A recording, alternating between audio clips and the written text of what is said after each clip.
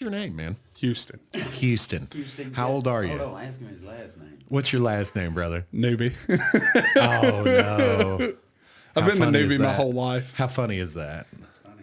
That's Lindley here, Lindley Vyers. He's off camera here. He doesn't have a mic, so we got if he wants to say something, we'll have to share a mic. But his ex-wife's name, her maiden name was Newby. And these guys have known each other His whole life. his whole life. There when he was born. So how old are you, man? 29, about to be 30 in A week?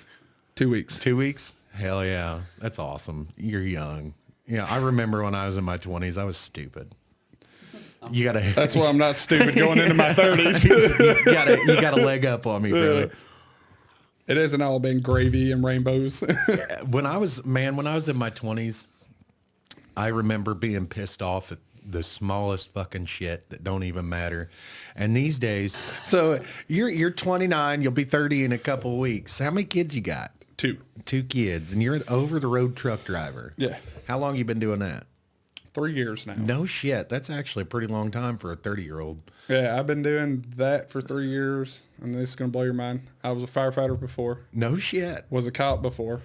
Wow. And then worked on a towboat for 7.5 years. All right. So out of all those professions, the wildest shit you see is at which job? They all have their wild shit. Yeah. They all just a different kind of... Yeah, just different kinds of chaos. That's what I'd call it. It isn't wild, it's chaos. Being on a towboat, came out of a lock and dam, if you know what lock and dams are. We came out of lock and dam. I told the captain not to pull out. It was windy. He pulled out, put the barges through the dam. Wow. So then I got to chase them for about 18 hours and get them all put back together, and he got fired. Yeah, obviously, yeah. And then, like... What's fucked up is when owners do that kind of shit. Yeah. And then you who do you fire at that point? He just eats it. But then, like, a cop, just people running. Or, man, these aren't my pants. That was my favorite thing. Is like, these aren't my pants. I'm like, well, you need to give somebody their pants back. Like, that's like, so funny that, like, because I mean, I'm almost 40. I'll be 40 in like a couple months. I don't even know what month is it. It's January. So in 3 months, I'll be 40, and the wildest excuses you'll ever hear are from criminals, man. Mm-hmm. These aren't my pants. This isn't my jacket. Well, what the fuck are you doing wearing that shit then? These aren't my drawers. Right. What kind of excuse? You want me to believe that? Well, like, they would lie to me. Like, I'd catch them with a little bit of weed, and I'd be like... It's not even a big deal. It's not even a big deal. Like, I would make them, like, then I would just search the car and hope I found, like, their pipe and their bong and all that. Then I'd make them break it and then just crush the weed. And I'm like, have a nice night. You know, it's not worth the paperwork. Absolutely. So that was... It always amazed me. Or, like, I had a guy run on me one night, took off running, and I came out the vehicle after, and, like, first time getting in a foot chase, I was like, let's do this. So he jumps all these fences, and he thinks, I'm not going to come over those fences.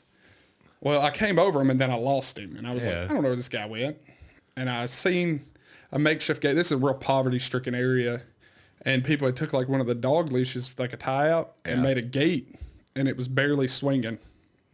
And I seen it, and I knew he went that way. So I started walking. He peeked his head from around the thing, and I put him down at gunpoint. And he was like, don't shoot me. Don't shoot me. And I asked him, I was like, why did you run? He was like, I'm on parole, and I'm out past curfew. And I'm like, that's not now even I'm taking you to jail. Offense. Yeah, like, I would have just told you to go home. Like, now I'm taking you to jail because I had to chase you, and I'm out of breath. And you're going to get violated. You know, I was like, chances are, like, it depends on, like it really depends on what time it is, and, you know, like what part of the shift you're in. It's like middle of the shift for me. Right. Like, you probably wouldn't even, you're like, just go home. Yeah, go home. Especially if it was a non-violent offense, you know. And, but he took off and ran because he was out past curfew. Yeah. That's freaking nuts. And then I asked him, he had another guy with him, where'd your buddy go? He was like, I don't know who that was with me. Well, we called him. He was like, yeah, that's my best friend. And I'm like, look, now you just lying to me. Like, you got to stop. Or my favorite one is the ones that, the suspended license. Oh, yeah. You know, they know they're going to go to jail, right? When you get pulled over for a suspended license, you're going to go to jail. I never took him to jail. Really? Never. That's awesome. It's not worth the paperwork. That's awesome. There's a lot of things that they're going to get the ticket anyway, you know. So that's one of those officer discretion things Yeah. in Tennessee? Yeah. That's well, awesome. it was Arkansas. Arkansas. See, here Now- in Missouri, we don't have that. Now, if it was third offense, they Yeah. have to go to jail at 3. Yeah.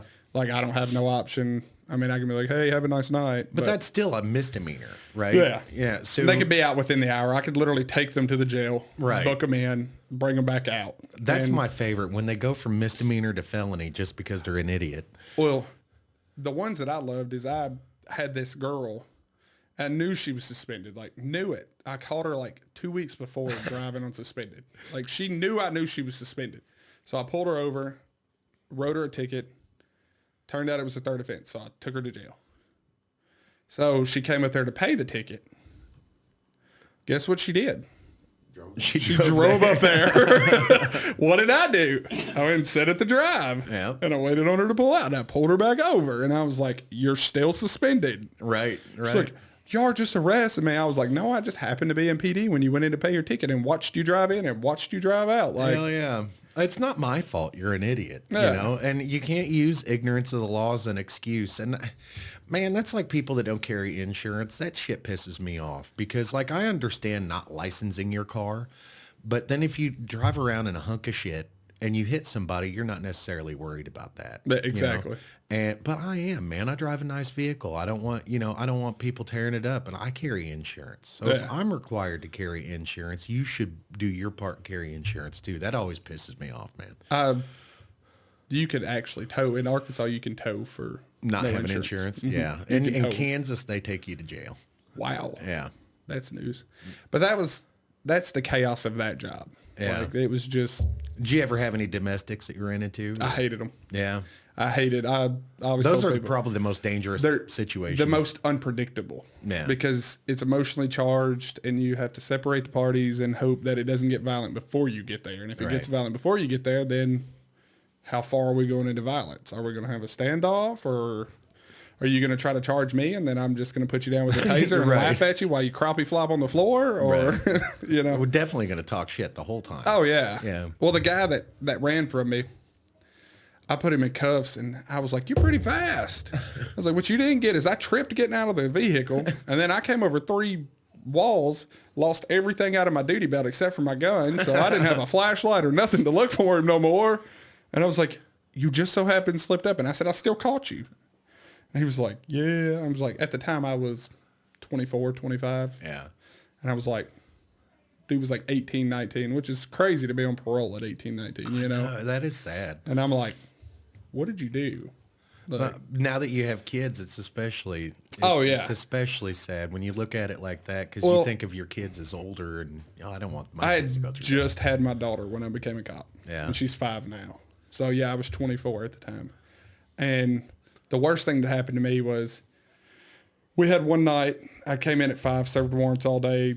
You know, I knocked on people's door at like 4 a.m. because I knew I'd get them at home. that. Yeah. Like, it was the easiest time to get them. And they asked me, they said, well, you worked a high school football game. And I was like, yeah, sure. You know, extra hours, extra money. Yeah. So I went to the football game. We life flighted somebody off the field who had a heart attack in the stands, and we life flighted them off the field. Wow. Start of a crazy night. Should have went home. So then I get back to PD after the football game, and a shots fired call comes in from a local business. So we head over there, caution tape everything, nobody shot, drug deal gone bad, and shots got fired, but nobody got hit.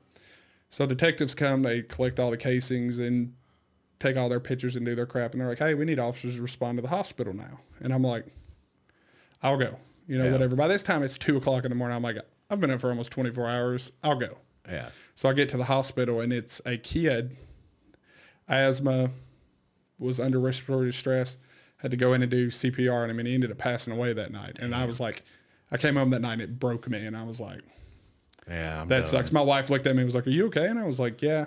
I was like, just a rough night. Like, seeing a kid, he was 3rd grade, 2nd or 3rd grade. And I Oh, was son like, of a bitch, man. I couldn't do that. yeah, either. I was like, well, performing life-saving maneuvers, you know, having to do CPR is crazy on a kid. And that's what I told him. I was like, that was what was worse. And it's in the back of your mind, you know, don't break this kid Yeah. trying to save his life. Yeah. But I mean, ultimately, as a dad, I'd much rather have a kid with some broken ribs as opposed to not having a kid at all. Exactly. You know? And it always stuck with me when the dad figured out, like, that's it. Yeah. And the dad, and I tell everybody that's what like stuck with me. That's I'm Like getting the dad it right just now. the Yeah. dad just walked out calm, like wasn't even upset, and I was like, "Hey, I'm going to check on dad." Yeah. I was like, "Cause dad's about to punch the windows out." I said, "Cause if that was me, I said I'd go out there and lose my shit." Yeah. And I went out there and he was just sat, and I was like, "Man," I was like, "I don't know what to tell you. Like, sorry." Yeah. He was like, "You tried. Like you I find tried." honesty Yeah. helps in those type of situations. Like if you don't know what to say, just say that. Just say, I don't know what to say, but I want to be here for you. I want to let you know I'm here. You know. You're And never that's- going to say the right thing. Yeah. And that's what that's how I figured it. I was like, I don't know what to say to you. Right.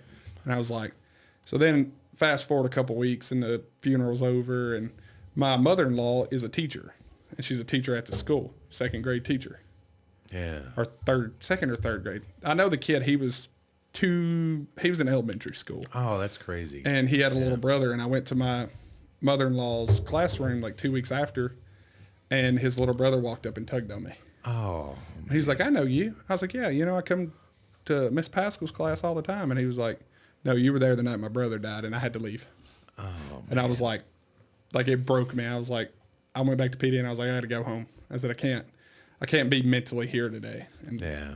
luckily I worked for a department that was really cool about things like that. And they knew, like, as a new officer, you don't get to see that. I was a month in. Like, it was like, you don't see that. Yeah. So- yeah, it's always tragic and terrible when something happens to kids. But Oh, yeah. with first responders, we don't often think about first responders in situations like that. And what a lot of people don't think about also is the length of careers that these guys have. That 20, 25 years. Some of these guys 30, 35 years, man, and they've seen every fucking thing. And they have to compartmentalize it.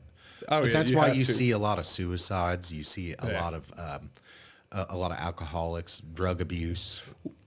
Well, Arkansas, they're really good. And I don't know about other states, but a lot of states are really good now about mental health. Yeah. Like after something traumatic happens, getting somebody, hey, check in with this guy and this Right. guy and this guy, and check in with them. And like, if you don't think they're fit for duty, they don't need to be on duty. Absolutely. Like, put them on admin leave. Back in the day, man, there was, Yeah. they called them trauma junkies. You know what I mean? The people that love to stay out,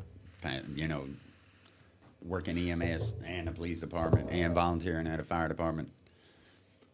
And, the trauma junkies, they love the trauma because it keeps them out of their personal head. You know what I Yeah. mean?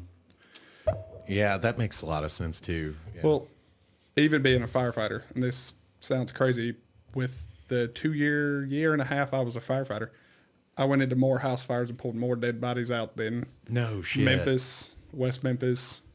That's I seen insane. 3 dead bodies in my first year of being a firefighter. That's- Burnt up.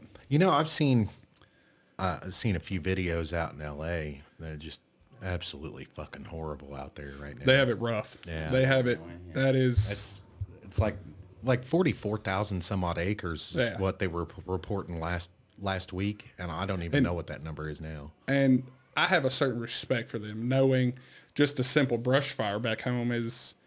I know how much work it goes into just taking a simple field and stopping it to keep it from moving across fields and killing crop. Yeah, And how much work it takes just doing that. and they them got guys are 100 doing mile it. an hour winds on. Yeah. Like I think it was Tuesday. They had 100 plus mile an hour winds out there, and when you combine the wind with the dry area, and it's just a tinderbox out there. Everything's going up. And it's so. There was a movie about the firefighters out in California, the ones Yeah. where I think like 18 of them died. Yeah, And it yeah. just showed how quick. Yeah. just things change so fast. And I mean, even your house fires. Well, you could see it like in the videos Yeah. that they're showing on just the regular media, Just how like all the fast. cars that are burnt up, and like on a street where there's only 3 cars, and for those 3 cars to be in the middle of the street, clearly abandoned, doors open, these people had to run in a hurry while they were in their cars. That's how fast. What's that? 40,000 plus acres. 40,000 plus Did you see- acres right now. Did you see where they found out where it started? No, where was? They've started zeroing in the Palisades where it actually started. There was like a fireworks incident like a week before that. Yeah, I did see that. Yeah. And they're talking like the people who did it are like looking at serious time now. Oh yeah, there's billions of dollars in damage. I don't. It might be up in the trillions by the time it's done. I mean, we're still in the thick of They've it. said So they caught looters recently starting more fires. yeah, They're trying to loot houses. Yeah. Did you see the guy that? there was that one guy that started the fire. No, yeah. did you see the guy whose house the fire moved completely over his house, and all he did was put the lawn sprinklers that like. Yeah. He put those on top of his house and it stopped it. No kidding. And it jumped his house. Is so that house with the red roof? Yeah. Yeah. That's I've him. seen pictures. That's awesome. It's cool. I was like, just something simple. Yeah. And then I've started learning with this big fire. Like people ask, well, why don't they just go to the ocean and scoop water out of the ocean? What they don't understand is salt. Yeah. The salt in the water. And Salt kills everything, man. Well, those planes are built for the retardant. They're not built for salt water. I mean, you got to do what you got to do, but it'll rust the pumps and it'll rust the doors and it'll cause corrosion and it'll tear the planes up. You're talking eventually. about, a $500,000 plane. Yeah. You know. Well, you're more up in the millions with those. Yeah, that's true. They're specialized with them bellies and And then you got the trees and the different wildlife that isn't suitable for salt water. It'll kill them immediately. Right. So.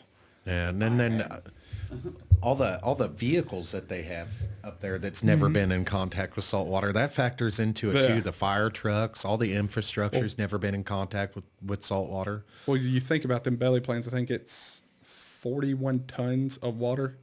If you dump that over a car, it's gonna just an immediate it's gonna smash pancake, them. Yeah. And then you're talking now you're totaling cars you're saving. Yeah. You're doing what you got to do to save, but how much at damage? what cost? Right. Exactly. They got to do that risk versus reward. And it really sucks, man, how they made it political almost immediately. Oh, yeah. Almost immediately. It was like, now we're talking about politicians. We're talking about it's this person's fault. It's this person's fault. And right now, I really don't care whose fault it is. I just want the fire want it to out. Stop, yeah. Well, we'll worry about all the investigation and shit later. Let's work together.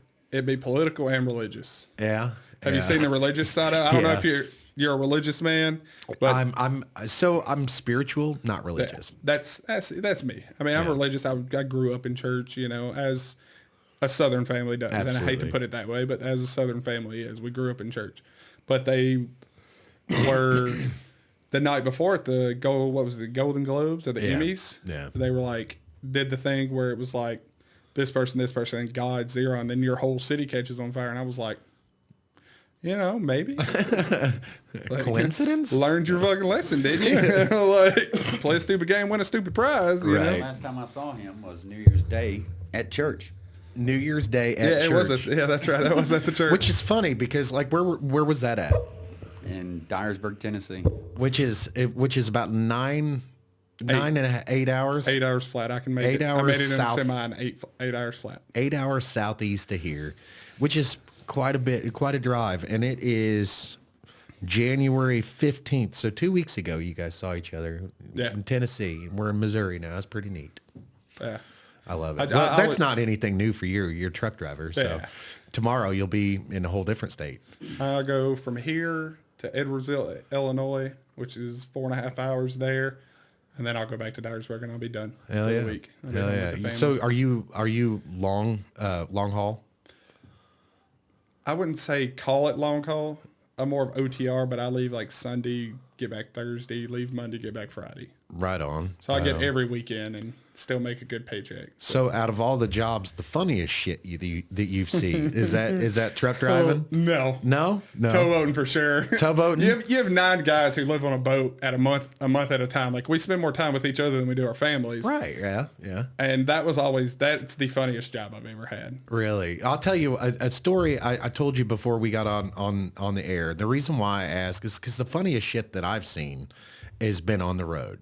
And when I was 14, I went out on the road with my stepdad, and it was a 2-week jog from Missouri. We went from Missouri down Route 66 up into California and all that, and beautiful route. We went from Missouri. I think the drop off was Chula Vista, California. that's a hike. Yeah, yeah. So, and then we went from there all the way back to Canton, Ohio, and then back here. So we were gone for like 2 weeks. And in between there, like I said, I was 14 years old and I'm hanging out with my stepdad, and he's fucking character. He's dead now. Actually, both my stepdad and my mom are passed away now, so I could talk about both of them. Well, my stepdad wasn't the most faithful guy in the world, as you can imagine, a truck driver all his life. It's, he'd stop in, see these lot lizards and have a good time. Well, I knew about that, I never really cared, it was one of those things, you don't tell mom what I'm doing while I'm out here. I won't tell her what you're doing. You can do what you want and I'm going to do what I want. Exactly.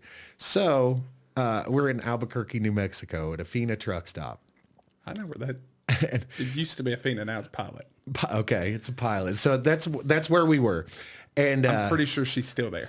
No shit, no shit. So I was 14 years old. Not that I've experienced, but I'm pretty sure.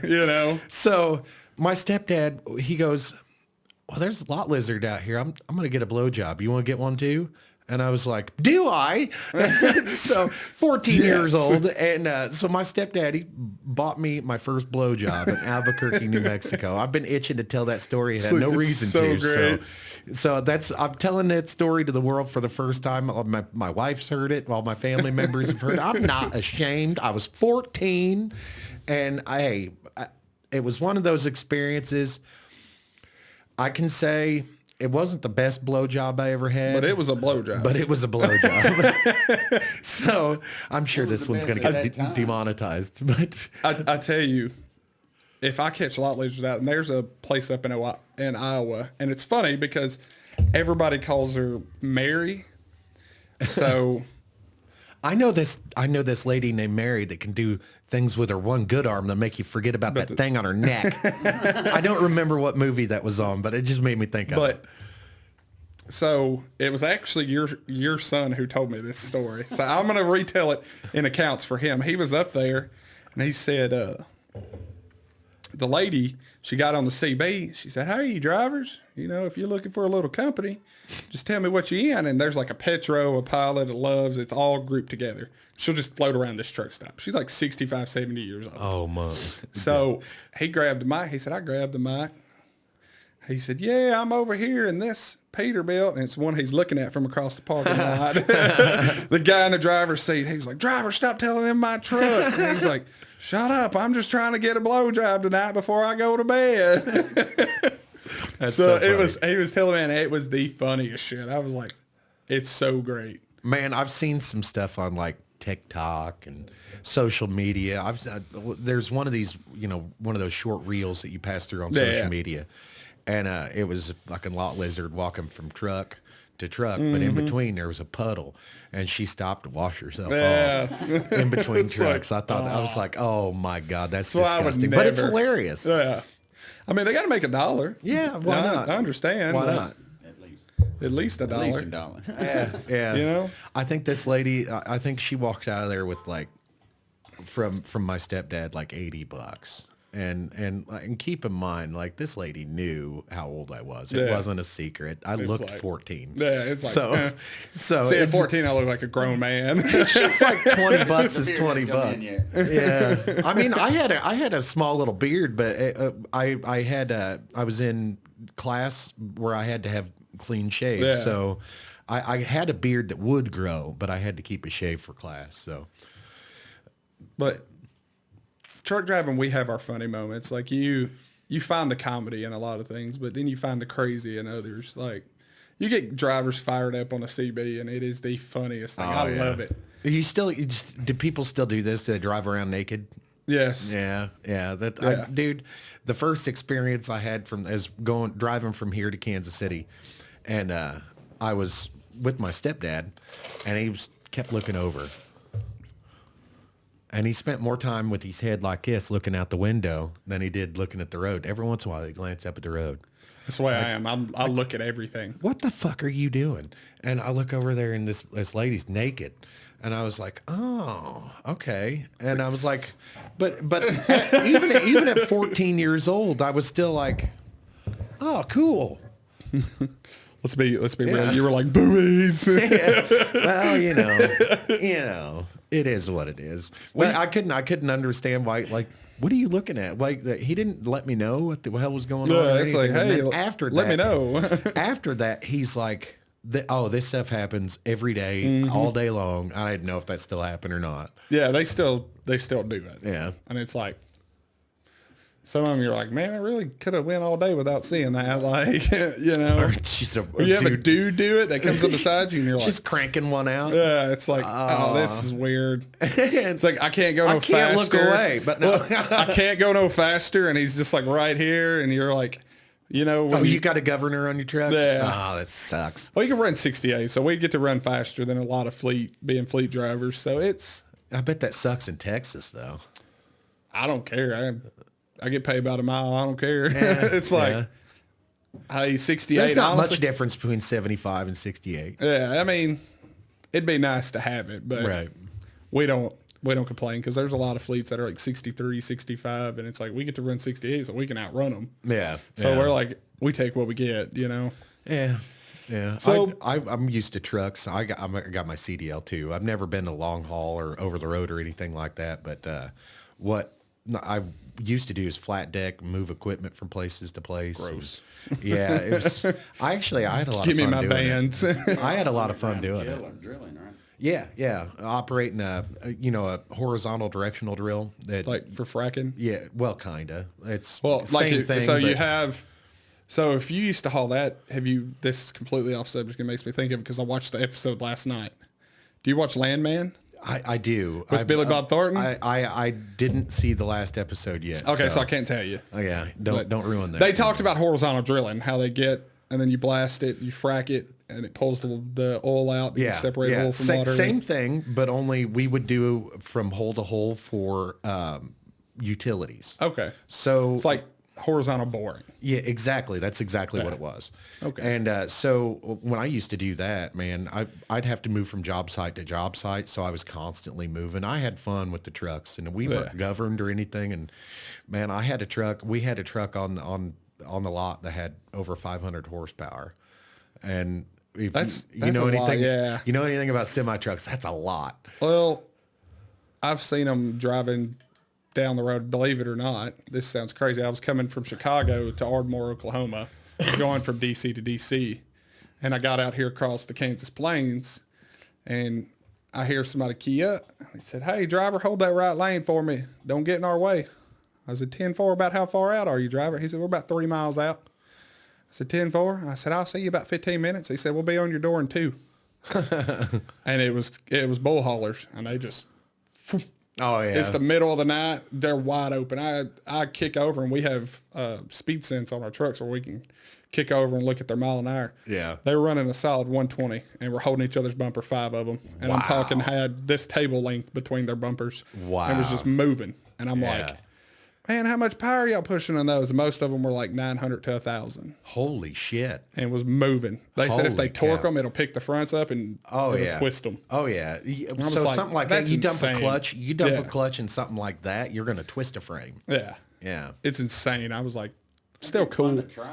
Yeah, I'd try it, Yeah. See what happens. I would.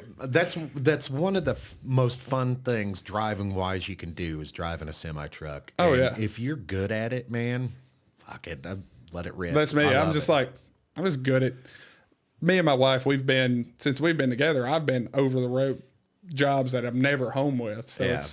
it's become the dynamic of Yeah. us. Like, I've tried working at home and it's like, it don't work. Right, Like, right. We get tired of each other. And then she's Yeah. like, go back over the road, please. Like, Yes, now I get home on the absolutely. weekends and she's like, don't come back. Right. You know? right. I've had enough of you. Yeah. I love you when you're here, but I'm ready for you to go. It's more like, I'm ready for you to go and mama needs a new pair of shoes. So That's go to funny. work. Yeah, there you go. There you go. There's good money in that. Been together. We've been together for 8 years. Married this year will be 2, 3. This That's is year awesome. 3. This That's is year 3. awesome. We've been together for 8. So my wife and I have been together 18 years, and there's 10 years difference between you and I. Yeah. So my wife and I met in 2006. So August of 2006. So we've been together 18 years. Did you guys get together like, 2000? What year was that when you guys got together? Not 14. 14? No, it wasn't 4. It wasn't 14. What year is it? It's 25, so it'd be 2012? 17. Yeah. 17, 18. 17, yeah. 16, 17. Somewhere in there. She would know, I wouldn't. Yeah. That's the thing about my relationship is neither one of us know because it's like, it's been so long. We were together for 8 years before we got married. Yeah. And so we've been together a total of 18. And it's just, man, when you've been together this long, it kind of blends all in together. I tell everybody, like, I couldn't imagine ever having to do it over. Like I tell everybody, this is actually my second marriage. I was married once before from like 18 to 21. I can barely remember what that was like. Yeah. And she's such a, I can't even say it. She listens to the show, I think. So like with me and my wife, I told her the second, so we talked for about a year. I was working on a towboat. Didn't really have time to entertain a woman. And me and her kind of got close and we're talking. And I told her one weekend, she lived in Conway, Arkansas. I still lived in Dyersburg. Yeah. She has family where we live. Her parents are she's from where we live now, which is about an hour from Dyersburg. And I told her one weekend, I got off the boat. I said, I'm going to come get you from Conway this weekend. And she was like, no, you're not. I said, yeah, I am. So I loaded up, drove 5 hours to Conway, picked her up, brought her back home with me for the weekend. I told her, the second I walked in and laid eyes on her, I said, I knew I was going to marry you that day. That's fucking hilarious. Man, I got a story almost just like that with me and my wife. We did our whole life backwards, as I like to call it. So we were together for about 6 or 7 months, found out she was pregnant. Yeah. So funny story about that. I was on the boat when we found out. So she tells me on the phone, I'm like, hey, well, I got to go. And I just hung up. But then I had to go out and put barges together. So I was out there for 8 hours. Yeah. So I didn't have my phone or nothing. So for 8 hours, she heard nothing back from me. And she was like, I was freaking out. And I called her back. I was like, awesome. I'm so excited. She's like, you freaked me out. She was for like, 8 hours, I was sitting here worrying. So we had my daughter, and then we bought the house. Then we got married. And then my son, he's getting ready to be a year old, believe it or not, 3 days after I turned 30. That's awesome. So my kids have taken everything from me, as I like to say. Hey, man. Hey, but you know what, though? Being a dad is one of the most rewarding things ever. I told all of my friends, like, I lost a lot of friends when I became a dad because my whole life shifted. Yeah. It went from drinking, partying, having fun in my 20s, which, of course, I was 25, almost 26 when we had my daughter. So I was getting to the point in life where I was like, hey, it's time. Yeah. Like, it's time to be an adult. Let's stop the childish crap, as I call it. But I'm glad I experienced my early 20s. Yeah. Like I see people who are getting married at 19, 20, and it doesn't last. It's 3 or 4 years, and they're getting married 18, 19, 20. Yeah. 3 or 4 years, but they're trying to be the 30-year-old that they've seen. And I respect it for trying, but most of them don't last because they're not getting to go out and they get what they call the 7-year itch. Yeah, yeah. And it's like after a few years, you're itching to do the things you didn't get to do. Exactly, yeah. And I'm glad I did it the way I did it. So I had my first kid, so my first kid, actually a girl, I didn't meet her until I think she was 5 when I met her the first time. So I really didn't have anything to do with her raising or anything like that. But my oldest boy, he was born when I was 18. And I can sympathize with those people that didn't get to experience it and are experiencing it late, or they kind of fuck off for the first part of their kids' lives or whatever and do it anyway. Man, but I was always I always had the mindset, if my kids can't go, I can't go. That's mine and my wife's mindset now. Like, yeah, and I would much rather hang out with my wife than all my other friends anyway. Well, everybody, we have the solid 3, as I like to call it. Yeah. I like the 3 people that are solid, like, those are my boys. Like, and I have my solid 3. Yeah. And 2 of them live in Middle Tennessee. And then one still lives in Dyersburg, and I got 4. Yeah. One of them, he's a truck driver at where I work. Yeah. So me and him were always on the phone. I'm surprised he hasn't called me. We're always on the phone with each other, and he's one of my best friends, like ride or die for each other. But I have like the solid 4 that like I'd ride for. Hell yeah. And they're still like, but they understand like I'm a parent first. Yeah. Like I'm a husband first. Absolutely. Like, Well, and- part of that ride or die is not asking you to get yourself into those situations where you could possibly endanger yourself, your family, or others. And part of being a good friend is not putting your friends. I'm not going to put them in that position, Exactly. but they're not going to put me. But they know if we get in that position, Yes, I'm there. yes, Like I'm busting heads. you're going to find out. Yeah. So I think I may only actually, friends wise, I think I've only got one and that's I'm Lindley. sorry. Yeah. And so the thing is like, He's just saying that to make you feel good. no, for real, he kind of knows, don't you? When his sister-in-law was stuck in the road the other day from the snow, who'd you call first? It's the only motherfucker I know with a truck. But I didn't even use the truck to pull her out. I just drove it out. You weren't So- stuck. You just wanted to see me. You could have just called me. Yeah. Like, So the thing about like my friends is like I outgrew them, that's me. and a lot of my friends are still in the same spot they were right after high school. Yeah. You know, and I've got a couple professional friends that, Yeah. but they're still, I mean, they still go out to the bars, and I've never been that kind of guy, really, not to go out to the bar. That's where me and my wife have got like the past 2 years. We've just got to where like if I'm going to drink, I just prefer to do it at home, or I prefer to do it Exactly, at yeah. one of my friends' house. But I'm not going to put myself, especially now. Well, in a if you're spot- anything like me, you can put down $400 or $500 by yourself. Yeah, at and the that's bar. the biggest thing. We go to the bar, but the only time like me and my wife will get drunk is if we don't have the kids. Like The last time I got drunk was on this podcast with his fucking friend. I told him that. And oh my God, it got bad. YouTube told us to pull it down. so On a live. speaking of getting drunk, so I used to work on gas stations, Yeah. and I came up to St. Joe and I worked on all the Murphys around here. Yeah. All the Murphys, any of the Caseys I was working on around here. So I was up here for a solid, 3 or 4 days? Yeah.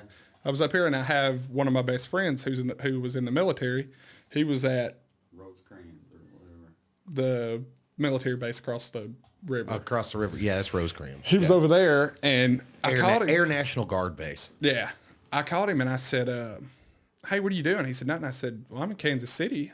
I was like, you want to come hang out? And he was like, sure. What are we going to do? I was like, well, my uncle lives here. I was like, we can go hang out with him. He's a lot of fun. Well, Wow. We had fun. we had a lot of Is that the fun. night you stayed on the? You stayed We at his slept on house? the floor, Yeah. and me and my buddy in the military, we're both like, he's like, I got some air mattresses, and the air mattress kept deflating through the night. So the next morning we wake up and we're just laid out on the floor Yeah. asleep, no blankets, nothing. He's like, how did y'all sleep? We got up, we're like crab, you know? And it's fucking weird because this motherfucker's the happiest motherfucker you ever seen, and Oh, you're yeah. like, It runs in our- motherfucker, like a half hour ago you were just drunk. It runs in the family. I don't have hangovers. That's me. I don't. I mean, have hangovers. I don't. It's, the I think last it's time- just the blood. It's the gene pool that we have. Like, the last time I got drunk, like I said, it was on the podcast with his friend. And man, I don't know if I was dehydrated or what, but it took me 2 days to recover. oh yeah. It was horrible. And But you drank a fifth between 3 of you. yeah, well, it was mostly me. Yeah, mostly you. The last time I got like drunk, like blackout. So we went on our honeymoon. That's how I got what I spoke about my ex-wife. That's Yeah. how I got. That's how she stuck me. She got me blackout drunk like for 3 months. Yeah. That happened. We went to Mexico for our honeymoon. Oh, we went shit. to Cancun. So we get there, we fly out of Memphis, and Aunt Donna took us to the airport. So we fly out of Memphis at 5 a.m., and I'm going to tell you the whole fucked up story of this trip. So I forgot y'all met before What? Where? at Tracy's house. Oh no shit! You Yeah. were there for Thanksgiving? yeah. Yeah. Okay. Sonny brought the. I was a big back then. I was fucking huge. I was probably why I 520 don't pounds. recognize you. Yeah. But so we fly to Memphis at 5 a.m. and it connects to Charlotte, then Charlotte down to Cancun. Because you fly international, you got to go to Charlotte. So we get to Charlotte, and I'm a naturally observant person. Yeah, Like when I'm in yeah. crowds, I'm not comfortable. I can't. My brain functions way too fast. Yeah. So I'm standing off for my wife. She's in a knee brace because she couldn't, like, walking and all that all day. She put her knee brace on, so her knee wasn't hurt. So she sat off in, like, these chairs against the window while we're waiting for our flight. So we go to board the flight, and they check my ticket. They're like, you're good to get on the plane. So I go to get on. They stop her. And I'm like, are we good? And the guy's like, get on the fucking plane. And I'm like... Well, that's my wife. I'm I not was going like, without that's her. my, he was like, I don't give a fuck, get on the plane. And I was like, cool, I went and got on the plane. So everybody boards, and I'm like, where's my wife? Am I going on this honeymoon by myself?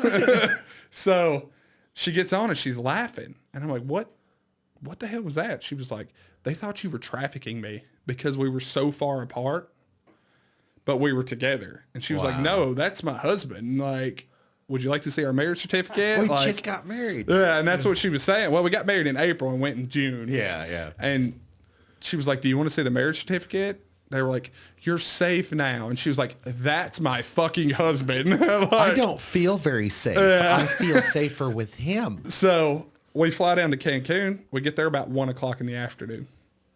So we get to our resort. We check in. They're like, hey, your room won't be ready till 4. So we're like, cool. Leave your bags. We'll put them in your room. Okay. Hey, that keeps us from having to take our bags upstairs. They're like, get your swim trunks, or if you want to go eat, you know. Yeah, that sounds like an awesome fucking Yeah. place. So it was like, cool, all inclusive. So as soon as we get on the van, the guy's like, beer? And I was like, well, hell yeah. Might as well start now. Cerveza. I was like, how far are we from the airport? And he was like, 30 minutes. Or from our resort, he's like, 30 minutes. And I was like, okay, 30 minutes, 2 minutes of beer. So I'm going to empty this case before we get there. So we're driving, and there's this other couple in the back, and it's just the 4 of us in this big ass van, and we're like all talking, and he's like, you like tequila? And I was like, I love tequila. As a matter of fact, I did. He said, shots? And I looked at the other 2 people. I was like, shots? They were like, we shouldn't. I said, you should. You should. When in Rome, you know? So we all were taking shots on the way to the resort. So we get to the resort. Well, I mean, if you think about it logically, you can't drink the water. What else are you going to Exactly. drink? Yeah. So we get to our resort, and we change into our swim trunks, and we go down to the pool. And they have a swim up bar. So we're swimming up to the bar, ordering drinks. It gets 5 o'clock. They done came and found us, gave us our room keys, said you're good, you know, blah, blah, blah. So it gets 5 o'clock, and they start to shut the pool down. Like, by 5 o'clock, they're shutting, or maybe it was 7. It was 7. They shut the pool down. So at 7 o'clock, they're, you know, hey, the bar's closing. And so I was like, damn it, all right, well, I'm going to go upstairs, get a shower. We'll come back down. And we go upstairs, and I start walking, and I feel it. I'm like, I'm hammered right now. Like, I'm like 5 drinks. Gravity and I'm like, just suddenly took over. and I was like, oh my God, I'm trashed. And I look at my wife, and I'm like, she's like, me too. I was like, I'm so fucked up right now. Yeah, I messed up. So we go upstairs, fall asleep, wake up at midnight. I order everything off the room service menu because I didn't get to eat. Yes. It's all free, you know? So I ordered yeah. one of everything. Just like, let's see what they got. Even if it don't taste good, fuck it. I was like, fuck it, we'll just throw it away. Yeah. And then in our room, they put Corona and Modelo in your fridge in your room. So it was like, I woke up at midnight, had me a little midnight beer, some food, and went to bed. Yeah. So we learned in Mexico, they're not like a 1, 2, and they pull it. They're like, 1, they stare at 2, you. 3. you're like, all right, that's enough. You know, like, hey, we're good. We're good. Like, I'm trying to function today. Yeah. But it was one of the coolest. I tell everybody, if you've never traveled to a country, do it. It is the coolest experience. Yes, ever. I've never left the United States yet, but it's I think Mexico or Canada probably be the It's first. so much fun in Mexico. Like, Yeah. you can literally just stay on your resort. You don't ever have to come off your resort. Hell yeah, that's awesome. So the thing about doing shrooms was, man, I'd never done them before, and I told Lindley, I was like, you know, the one drug that I've never done that I've always wanted to do is shrooms, and he's like, I love shrooms, and I was like, It's like, really? of course you do. I was like, really? He's like, well, fuck yeah. No, so on my birthday, a few months later, I come home and I come out here to the garage where we used to smoke cigarettes. And on my fucking table was this baggie of shrooms. I was like, what is that? And he's like, what do you think that is? It's shrooms, buddy. And the first time I was on shrooms. I ate a fucking quarter ounce of shrooms. We did a quarter, then another quarter. Okay, yeah. So he had a half ounce or a full ounce, and we did a quarter apiece, and then about 3 hours later, we did another quarter apiece. So we ate enough shrooms for like 6 people. Surprise. Yeah. It was amazing. It was life changing. I was telling him about how we was staring at the aquarium. How Yeah. The throat music. I actually Whoa, whoa. I had the peace of mind while I was laughing at the back of his head because he's like, bald. I hear your beard was waving. Yeah. So he's bald and he's got wrinkles in the back of his head because he's checking out the fish tank, right? And I'm looking at him and I was like, dude, I'm going to take a picture of this and see if the back of your head looks like this when I'm sober. And it didn't. So, yeah. And then we touched cucumbers and we could feel there was pricklies on the cucumbers and we could feel it on the inside of our skin. It was the weirdest fucking thing. I'll tell you a funny story about being high. You remember the fake days, the fake weed? Yeah. So They actually still sell that shit sometimes. So my other uncle, my Uncle Brad. So he met Brad. Yeah. He was the guy that officiated mine. Okay, yeah. So, like we said, they pretty much raised us and introduced us to things, but we liked smoking fake, you know? So there was one night we were smoking fake at my uncle's house, and I was still in high school at the time. I was a senior, and me and my uncle, my aunt went and got in the shower, so we ran out back and was smoking fake, came back in, and I'm talking was high, just gone. So we're sitting there, and one of my buddies wanted to come over. I used to do shit like that when I was like 12. Yeah. Well, one of my buddies wanted to come over, and my aunt was like, no, not tonight. And I made up this huge sob story. I was like, well, his mom's a single mom, and there was a lot of truth in it. So I was like, she's a single mom, she's doing her best to raise them. He just wants to come hang out. He doesn't get to hang out very much because his mom. And he had an autistic little brother, and that was all truth. Right. And I was like, she has 4 kids, blah, blah, give her this whole sob story. And she's like, about to cry. And I'm like, hi. And I'm just thinking this stuff. And my uncle's like, yeah, you should really let him come over, blah, blah, blah. And then in the last second, I was like, and she's got cancer, and we lost it. Like, just completely I was like, and she's got cancer. Wow. And that was where the story ended. And she was like, you're such assholes. And we were like, yeah, we know. Yeah. I was like that too. Hey, so how did you get introduced to Hannah Montana? We used to have a lot of fun. So tell me that story. So we used to dress up in our bustling metropolis of Dyersburg with that one and my Uncle Brad. So let me get this straight. This motherfucker here was the ringleader. Him and Brad were, and we were the dumbasses who would do anything for a cigarette at the time, you know? Yes. It's like, hey, you give me $5 for a pack of cigarettes. Yeah, I'll do it. So my Uncle Brad, his oldest daughter, she was little at the time. She had this Hannah Montana wig. So we put all these, my aunt's bathing suits and this Hannah Montana wig and was running around Dyersburg. That's run hilarious. up to the Huddle House and dance in front of it with a packed restaurant. Absolutely. And then they would run from us. You'd go to get in the car and the doors would be locked and you would chase after it. Then they would slam on the brakes and you'd run into the back of the car. He thought it was funny as shit. Oh, yeah. It's funny as shit. It was funny as shit. you know? Well, you got to understand the age difference here. He's old enough to be my dad. Yeah, There's 17 years difference between me and him, and there's 10 years of difference between me and you. So this motherfucker was twice your age when he was telling you to do that stuff. Yeah. You should have known better. It built character though. I mean, look at me. I turned out all right. Yeah. I'm gonna Obviously. People in Walmart. Oh. Hugging random people in Walmart. So it, like, we used to go, like, Walmart was like our hangout. Like, that's where we always had the most fun. Like, we would go to Walmart and be like, walk up to random people and be like, oh my God, I haven't seen you in so long. And carry on a conversation with these people. But the funniest part about doing shit like that is they will play along. Oh yeah. There was one older, Like, do I really know you? there was one older couple and I was like, oh my God, I haven't seen you in so long, blah, blah, blah. how's the dogs? You know, just making stuff up. And they're like, good. They're good. I'm like, what was their names again?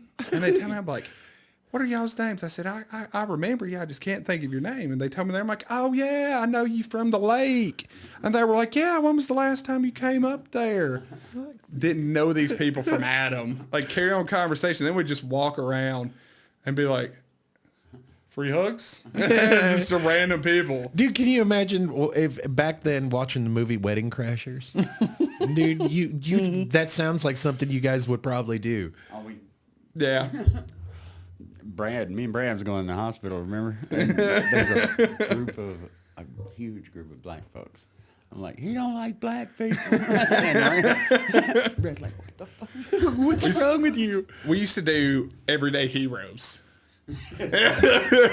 So you come out construction site, you roll the window down and be like, everyday hero, and point to the construction workers, and they'd be like, yeah. It reminds me of the one time you got my 15-year-old when he was a little kid. He's like, America, fuck yeah. So let me move the mic over to him. I'm going to teach you a little something right here. Balls. Wiener. We've been doing that since I was like 11 or 12. That's fucking nice. So that's great. In public. In public. You like public. At church. So if I ever knew, like, if I seen his vehicle in Walmart in Dyersburg, or if I seen him at like his vehicle anywhere, I could literally walk in Walmart and be like, "Balls!" and you hear "Wiener," and that's how you found each other. Like we used to, like, just some of the stuff we would do. It was like, I think about it now, and I'm like, just simple, like the deeper philosophy of it. Like, yeah, they were essentially fucking with us, but like the free hugs thing. Yeah. Like telling people they're an everyday hero, like, think about it now and like mental health. Yeah. How many people did we possibly save because of our simple, for fun stuff? And one thing you don't think about it that Does deep. ahead of the game. Yeah, we were ahead of the game. Like one thing that he does that I kind of picked up, you know, is walking through the store or something, or going through a drive-through or something. You know, have a nice day. He'd be like, "You don't tell me what to do." So I kind of stole that from him, and every once in a while, you know, I'll be leaving just a like gas throw station. it in there. Yeah, you don't tell me what to do. The first time it happened, we were at this McDonald's right over here by the Lowe's, and we pulled through, and that lady said, "Have a nice day." I'm like, "Don't tell me what the fuck to do." And he was drinking, he spit all over his desk. Yes. So, and then he it's one of those observant moments that he told me about later on. He's like, "Man, you know when I knew that you were a cool cat, you were all right." And I was like, "How?" And he's like, "Listening to the way you talk to people going through the drive-through." Yeah. And I was like, "What do you mean?" He's like, "You're always nice and you're always polite. You know, you say yes, ma'am, thank you, yeah, and stuff like that." And I'm from Kansas City. We don't have fucking manners. You know, it's not like a Southern thing. Like everybody has manners in the South. Nobody has manners here. Not everybody has manners in the South. Yeah, but we call it the toll booth test. How do you treat people when you have nothing to gain? Exactly. You know what I mean? That's how you judge somebody's character slightly. You know what I mean? Going through the toll booth. A lot of people just hand them the money and keep driving. Don't say nothing or nothing. Mm-hmm. Well, say thank you. Say have a nice day to those people. That's like being a truck driver. You see it. Yeah. And that's what it is. It's you can tell so much. I can tell so much about somebody's character. Yeah. I can tell so much about how somebody's day's going. Because if I get a roadside and the cop walks up and he's like, "Hey man, how you doing?" You know, and he's super nice. You know, "Hey, Trooper so-and-so with this department, how you doing?" "I'm doing good, man. How are you?" "It's hot outside. I got some cold water back here. You want one?" Yeah. That's going to lead me into a nicer interaction. Absolutely. And it's not that I'm doing it because I have something to gain. Yeah. Like I could give him the water and he decide, "Hey, I'm going to give you a full inspection now that you done got me cooled off." You know? Right. But then you see some of these drivers where a state trooper pulls them over and they're like, "Man, y'all are always fucking with me." And, you know, because they got something to hide. Yeah. And that's what I tell everybody. That's what you can tell so much about somebody's character. If he says, "Hey, this person's a good guy," I immediately trust, like, hey, like telling you. Like, Yeah. "Hey, this Have you ever dude's seen that awesome." movie Donnie Brasco? Yes. Yeah. Friend of mine, friend of ours. Yeah. Yeah. And that's essentially how a lot of our family works. Like if you're a friend of mine, Like You're a friend of mine, if I but call you're you a friend family, of ours. Yeah, Yeah. if I call you family to me, Yeah. immediately you're family to all of us. Like, Yeah. you getting some shit up here in Kansas He City. learned that when he Yeah. went down with me. I mean, Yeah. So I've never felt like that before with like friends. And he's told me millions of times before, like, you know, friends like me are very rare. Yeah. And I found it very interesting because I'm just that way. When I go to the McDonald's or Sonic or wherever the fuck I'm at, I don't really think of them as any less than me. Oh no. And so when somebody asks me how I am, I like to throw people off. I like to not answer them like with, "Oh, I'm fine." I'll answer them with something crazy. Like, Wonderful. I'm not doing sure- wonderful. How are Not sure you? if I should get hit by a bus today or not. I'll let you know. You know, just random shit, and they're like, "What?" And I'm like, "I didn't see any buses around, so I'm here." And they're like, you know, they're like, "This guy might not be mentally stable, but that was funny." You know, Yes, like it's absolutely. cool as shit. Like, fucking-tastic is always a good answer. yeah, that's always. That's a good one.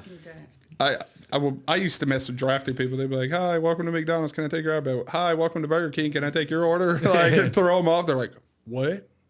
Yeah, it's I've not done anything like that, but I did order a pizza at Taco Bell once. And they didn't find that humorous. I punched a pizza once. Oh, Seriously, You want me?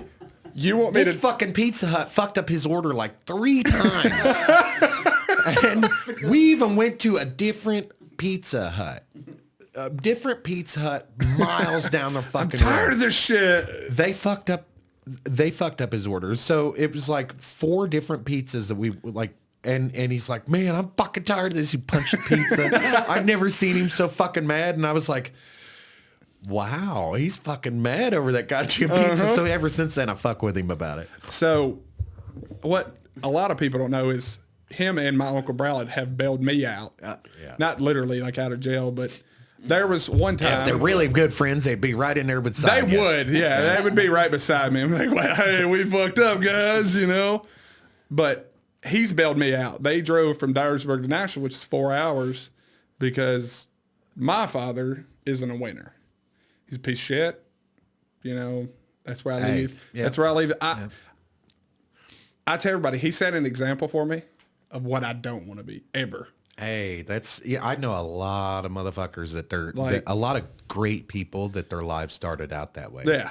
I didn't have very good parents, but they My showed mom, me what not my to mom do. was awesome. Yeah. My mom did everything she could for us. You know, 4 kids, single mom, like, and that's where like him and Brad stepped in. They were kind of like the father figure for us growing up. Like, yeah, they were letting us drink and they were letting us do irresponsible shit, but at the same time, they were teaching us life lessons while doing it. And they kept you alive. Yeah, and they kept us. I mean, we might have. You could have been out there drinking and Stood fucking on- around by yourselves, getting in trouble and We doing might have dangerous stood shit. on the top of the shed one time and had our wieners out, but Jumped off of it onto the trampoline. yeah, right. What did you say earlier? Win in Rome? Yeah, win in Rome, win in you know. Rome. Like we used to play kick the can with spray paint cans that were actively on fire, getting ready to explode. yes. Like if you know what kick the can is, Yeah, yeah. and it's that was- weird that you know what it is. Yeah, at oh, 29. that's and that's it's what we because got. of this old ass motherfucker right here. Yeah, like they introduced it to us. Like And I think Kick the Can is even older than you are. Probably. I think that was your parents' generation.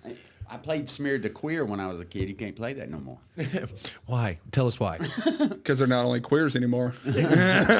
They got all the what is that? What do they call them? The elephantitis? Alphabet people. Yeah. Alphabet people. There's But- so many damn letters in that thing now, and they're starting symbols and shit. I tell Be who you wanna everybody. be. I mean, I fought for that right. You know what I mean? Amen. Amen. I tell everybody, like it was stuff like that that they showed me. Wait a minute. Are you gay? No, Okay. Good. Okay. He's gay. Not good. Not good. I ain't gay, but $20 mean is that. $20. Nigga hungry out here, you know. Just want a Big Mac. Or a bagel.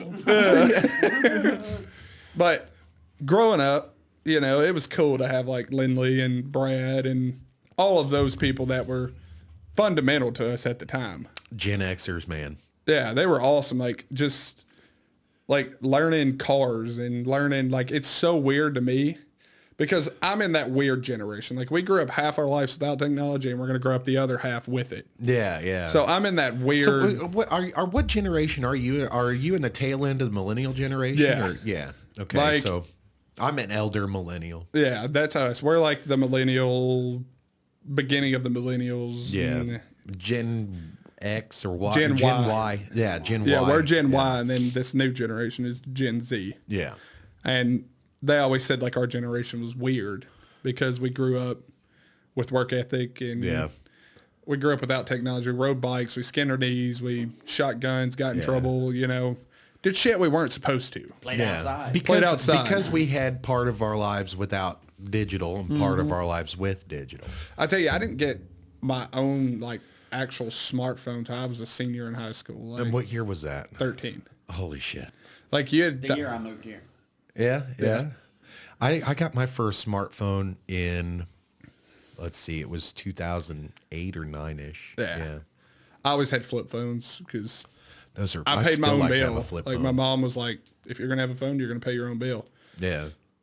But I tell you a funny story about this guy before we end this. Yeah. So We this got is lots one of, we could do this all day long. this is one of those stories, and he's gonna know which one I'm talking about because it was when his mama was still alive, and we lived in the oh same. shit, he already knows. He's over here giggling. We lived in the same apartment complex as his mama. So me and my brothers would go over there, and that was our Aunt Corky. And I call him Uncle Lindley, which is weird because that was his mama, and I called her Aunt Corky. So there was one night. She's actually your mom's aunt. And Yeah. I'm actually your mom's cousin. Yeah. So, but But I'm everybody's Uncle Lindley. yeah, we had went out drinking one night, and it was That makes me feel fucking old because I call you brother. I don't call you Uncle Lindley. I have brothers younger than you. That is funny. So there was one night we had all went out drinking. It was him, Brad, me, Josh, my oldest brother, Rooster, which is his son. He's you your old oldest. rooster, you. My oldest. We all call him Rooster. Yeah. I don't know if you do, but I do. I don't call him. I call him CB Rooster. handle. Yeah, it's a CB Yeah, handle. yeah. I've always called him Rooster. Ever since he started driving, I've always called him Rooster. So we all went out drinking one night. We get back to my Aunt Corky's. She lived on the bottom floor. So we get back and he is hammered. Like, gone. Imagine I've never that. seen it. I've never seen it again. I've only seen it one time. I've seen him pretty fucked up a No, couple like times. this is bad. So I've been asleep in his front yard. when it was raining. been there, done that. So he comes back to like his military service, and he's so drunk. We get into my Aunt Corky's house, and like my oldest brother, we're both above 6'5" at the time, probably 190 pounds. Me and him both. Lyndon was probably 6'1", 6'2", 200 pounds. Brad Yeah, is he's a at the big time. feller. Brad was big at the time, and you know how big he is. Yeah. 6'4". Yeah, yeah. But at the time, he was probably in the 300s. I'd say, I might not be right, give or take a few pounds. So we come into my Aunt Corky's and he's like, "Get down!" And he grabs a pen. You got a pen? Somewhere Like around a here. clicky There's pen? one over there. Yeah. Let me see that clicky pen right there. So we walk in and we're standing at the hallway, and Aunt Corky's in the bed, and he goes, "Get down!" Throws the pen over the couch. Grabs all of us, like in a hurry, grabs all of us and slams us to the ground, like behind the couch. He's like, "Grenade out!" That's one I'll never in my life That's forget. awesome. But it was cool. Like, that was one of those times like, hey, we were drinking, but we were doing it. Yeah, and at that time, you don't know if it was PTSD or what. Exactly. The more I think about why it, you I'm did like, it. he flashed back on us like, shit, I'm back in Vietnam or whatever war he was in. Pretty close. Not that old. So we're better known for the war he was in than Vietnam. We weren't known for winning Vietnam. Yeah, true. Operation Desert Storm, we're known for being Desert Storm, fucking Enduring badass Freedom, during Iraqi that, yeah. Freedom. Yeah. That was when we introduced our technology. Yeah. Speaking of wars, did you see, I don't like to get political, but did you I see did Hamas? see Israel and Hamas ceasefire today. Ceasefire today. Yeah. Released all 15 hostages. But that's because he told me you're an independent. Yeah. Because that was because Trump was like, hey, if you don't stop, I'm gonna fuck you. Yeah, He's a yeah. libertarian.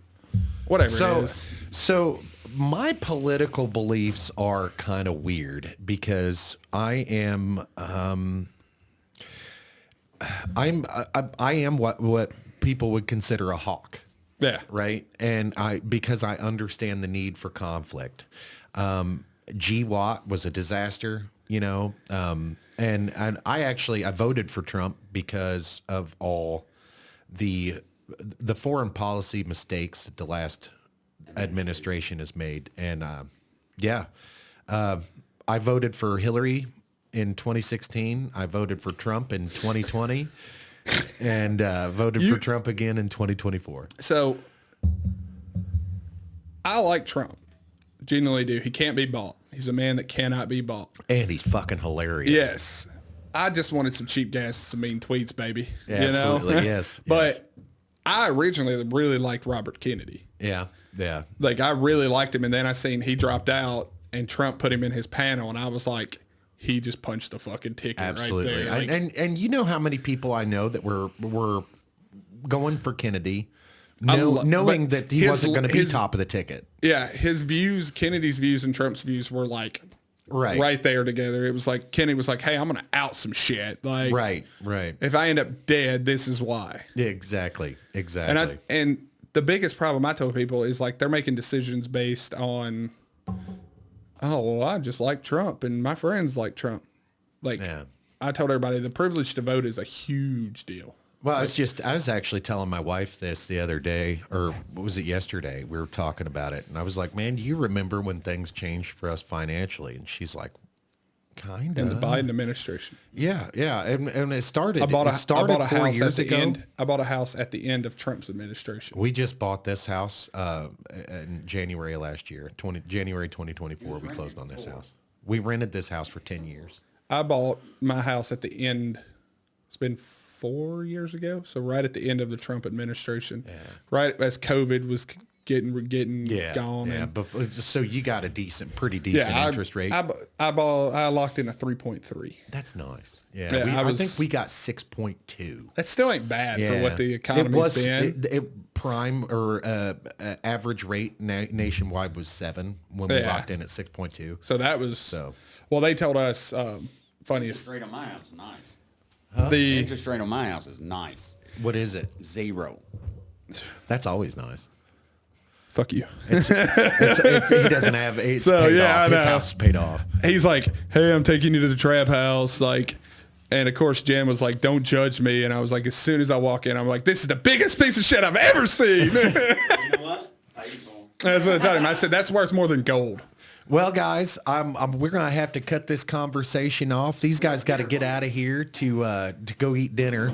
But man, Houston, it's been an awesome time. It's been awesome. I'll be back for sure. Sorry about the limp fucking wrist It there. happens. We're taking him to a St. Joe stable. The old Hoof and Horn. The strip club. The Hoof and Horn, hell yeah, the Hoof and Horn. I've actually Shit, it's never got eaten fat there. strippers. Yeah, man. She ain't 280, Caught me she off ain't no guard there lady. because I'm like you don't hear that very often. All right, we'll see you guys next time. Bye.